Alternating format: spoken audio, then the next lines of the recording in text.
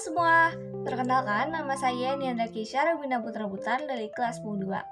Pada video kali ini, saya akan mereview barang yang telah kelompok saya buat, yaitu lampu bertenaga surya. Lampu ini menggunakan energi matahari sebagai energi alternatif yang ramah lingkungan. Selamat menyaksikan!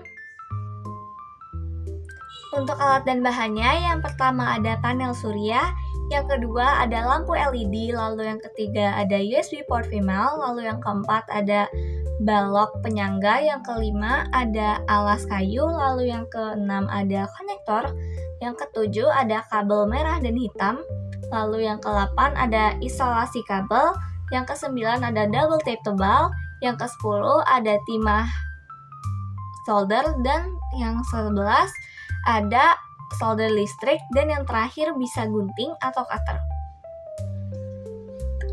Lalu untuk langkah-langkahnya, yang pertama siapkan alas kayu, lalu balok penyangga 2, dan tempelkan pada alas kayu seperti ini letaknya menggunakan double tape tebal. Nah, setelahnya siapkan panel surya dan kabel hitam dan merah. Bagian ujungnya dikupas sedikit hingga tembaganya muncul.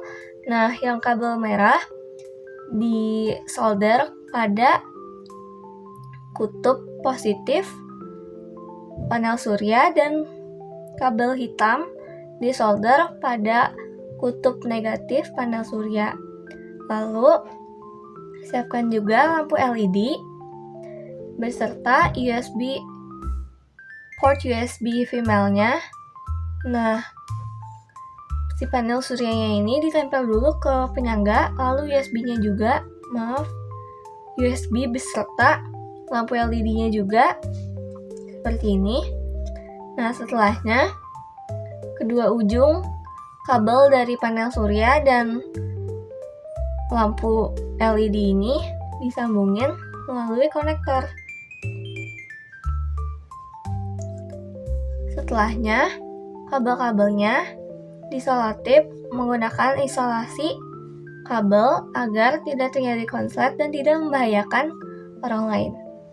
Manfaatnya menjadi sumber penerangan alternatif menggunakan energi matahari, lalu membantu penerangan di tempat yang belum memiliki akses listrik, mengurangi penggunaan listrik berlebih, dan yang terakhir dapat menjadi solusi dalam keadaan darurat seperti mati listrik.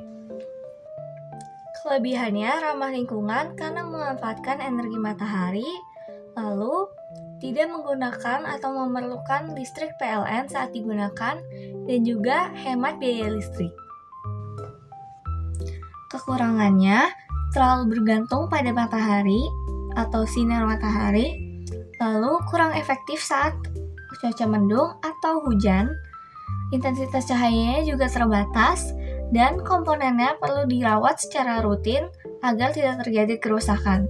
Biayanya juga mahal untuk perawatan dan pemasangan awal.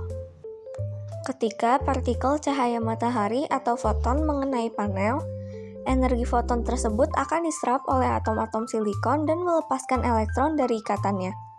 Lalu pergerakan elektron inilah yang menciptakan aliran arus listrik searah. Listrik searah ini akan dialirkan ke alat yang disebut inverter untuk diubah menjadi listrik AC.